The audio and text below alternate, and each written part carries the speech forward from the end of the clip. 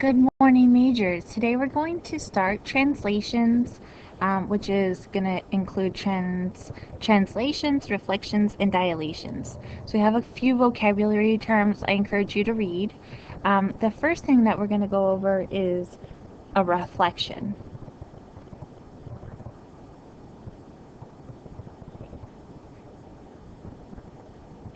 A reflection sends the pre-image, which is my original image, we're going to flip it over a line that acts like a mirror, and it's going to become the image. And then we have a rotation. We're going to turn it around a fixed point, usually the origin. Also, we have a translation. We say that it is a slide. Usually we say like up 3 units into the, or to the right 2 units. Something like that.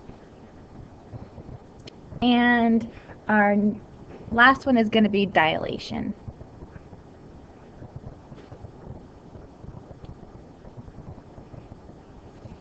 And that's when we're going to make something bigger or smaller. The only thing that is not an isometry is going to be a dilation.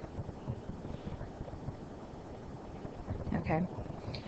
So we're going to look at this. It says identify the isometries. It looks like we have a figure right here, and it's going, we're rotating it to this figure, but it's also getting bigger. This looks a lot smaller than this one. So it's going to be a dilation because it's getting bigger.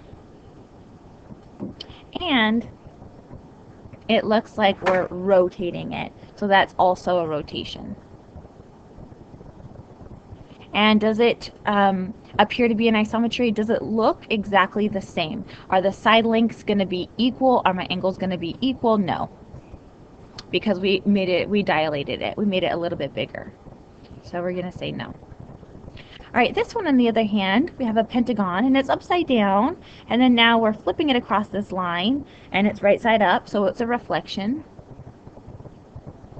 But it does look like the same geometric figure. It doesn't change at all.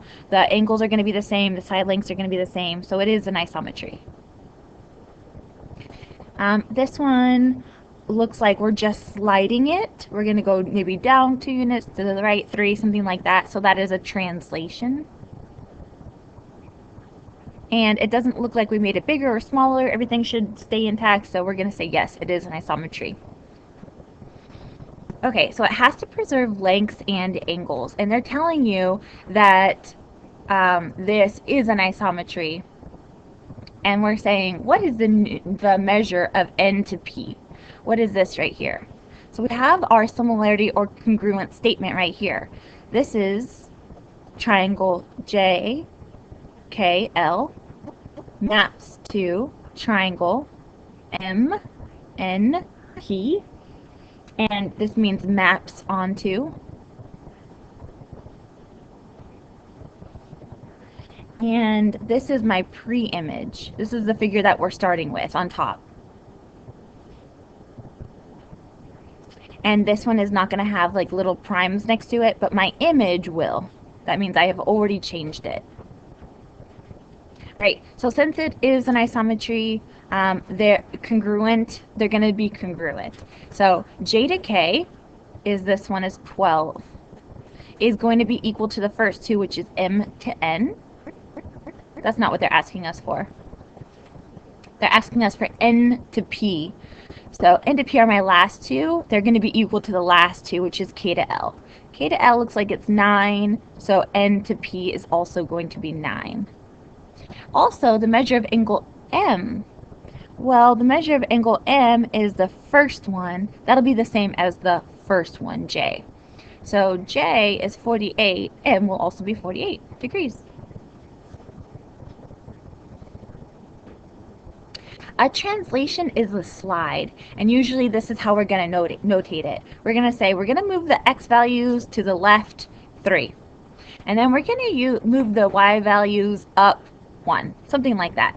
And then we're going to do that to every single point, and then our figure will look exactly the same but in a different location. So the translation is in isometry.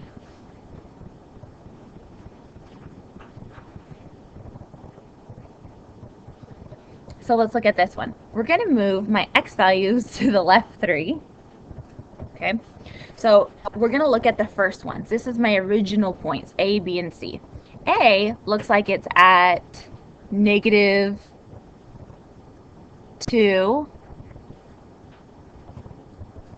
5. And then B looks like it's at 1, 2, 3, 0. And then C looks like it's at 1, -3. Alrighty, so A prime is going to be my image. My pre-image is my original figure, and then my image is after I translate it. So all of my x values, I'm going to subtract 3. So I have -2, I'm starting with -2, and then I'm subtracting 3, so I'm going to be at -5. And my y values, I'm going to change my color, I'm sorry. My y values, I'm going to add 4. So I have -5, and my y values, I'm going to add 4. So it was at 5, add 4 is 9. So I'm going to plot that one. -5, and then up 9. Alright, this is my new A prime. Okay, and B, I'm going to subtract 3 from 3, which gives me 0. So I'm just going to plug this number in. 3 minus 3 is 0. And then 0 is my y value I started with, plus 4 is 4. So 0, 4 is, I'm not going to the left or right, I'm just going up 4. And this is my B prime. And then C is the same thing. I'm going to subtract 3. 1 minus 3 is -2.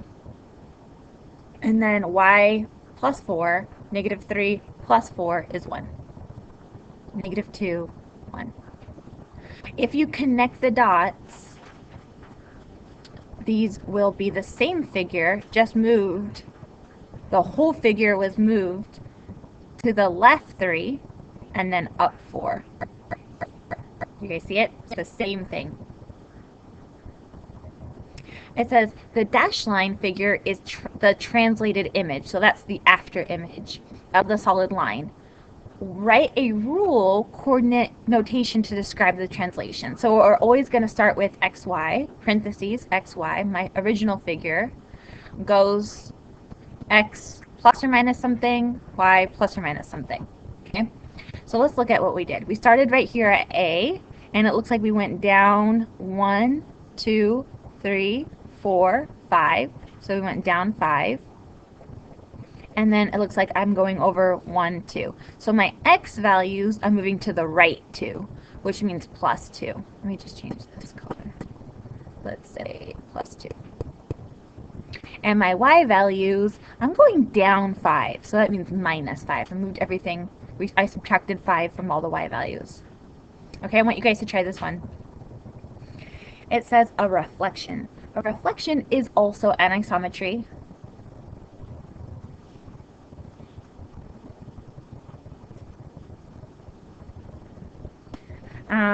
The mirror line is the line of reflection. Whatever line they tell you to mirror it over. Usually like the x-axis or the y-axis we use a lot. A figure has a line of symmetry if it can be folded over onto itself along that line. So I really like to do this heart figure. My line of symmetry for this heart, there's only one, and the line goes straight down the middle like this. Because if I fold it over, it'll look like itself. It'll be exactly the same. So it says, do the following figures have lines of symmetry? Can I put a line down this oval and it will be equal? Yes, there's one line of symmetry, and actually you have two because of this line right here. Okay, circles have infinite, but ovals, it looks like it has two. All right, this pentagon looks like if I fold it over this way, it will be equal. Also, what's really cool is almost all of the vertices. You can fold it over. Look at this one will be okay. This one will be perfect. Ooh, and this one too. I see one more. Or two more. So it looks like this one has 5. Since it's a pentagon, it has 5 vertices, then we have 5 lines of symmetry. This one has 2. This one is a 1, 2, 3, 4, 5, 6, 7 octagon. So this one is going to have 8. So I want you guys to tell me if this has a line of symmetry. This one actually doesn't. If you fold it in half this way, it does not look like itself, and also this one will not look like itself. So this one actually does not have any. This one will. So tell me which one or how many. Regular polygons have the same number of lines of symmetry as their sides. So this one has 8 sides, so it has 8 lines of symmetry. Remember, the word regular means all my angles and sides are equal. Alright guys, you can try those out. We're going to reflect it across the, it's a reflection in the coordinate plane. So it'll tell us across the y-axis. So first I'm going to plot J, which is at 6, 5. 1, 2, 3, 4, 5, 6. 1, 2, 3, 4, 5. This is J. And we're going to reflect it across the y-axis. So that's this axis right here. It just has to have the same distance away from that axis. So I went over to the right 1, 2, 3, 4, 5, 6 units. So I'm going to go the opposite way 6 units. 1, 2, 3, 4, 5, 6. So this is my new J. So we call it J prime. Okay, so it has to be the same units away. So J prime is at negative 6, 5. The y values didn't change. I'm going to plot K for you. K is at 2, 2. So right here, this is K. And we're going to reflect it across the line x equals 3, which is 1, 2, 3. This line right here, it's a vertical line. So it is going to be the same distance away from that vertical line. So K prime is going to be right here. It's 1 unit away, 1 unit away. So this is going to be K prime. It's at 4, 2. Alright guys, I want you to try those out. A dilation. This is when we're going to multiply it by something, and if that thing that we multiply it on or by is 1 or more, greater than 1, then it'll make it bigger.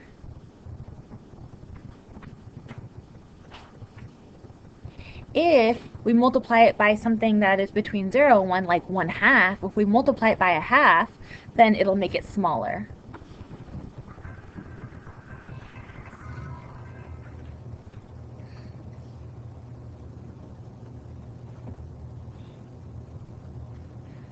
Sorry, reduction. Okay, so in order to find the K, or what we're multiplying it by, we divide the new measure by the old measure. Since the dilation changes a size of the figure, the dilation is not an isometry. We already talked about that. The figures are similar, but they are not congruent. So they are similar, but not congruent. Right, guys, so this one, remember, we're going to divide the new measures by the old measures. So if the new one is 5, the whole thing is 5, divided by the original one is the one without the prime, so it's just 2. That is going to be my scale factor. I multiplied it by 5/2, which is greater than 1. So remember, we're going to multiply the new measures, which is the one with the prime, 3, over the old measures, which is 6. That is just 1/2, so that's smaller than 1.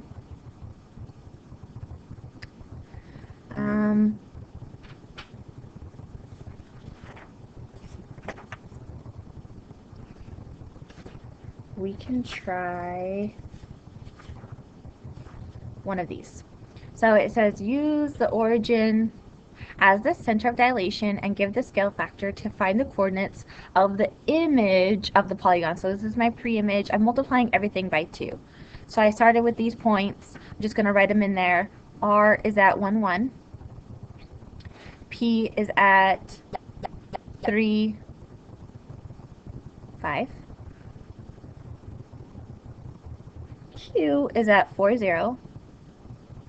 When we multiply everything by 2, K is 2, then my new R is going to be at 2, 2. My new P or P prime is going to be at 6, 10. And my new Q is at 8, 0. Just multiply everything by 2. And I just want you to plot it. So 2, 2 is right here. 6, 10.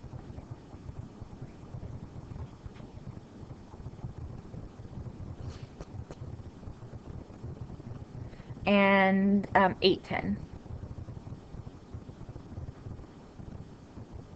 Sorry, 8, 0. Right here.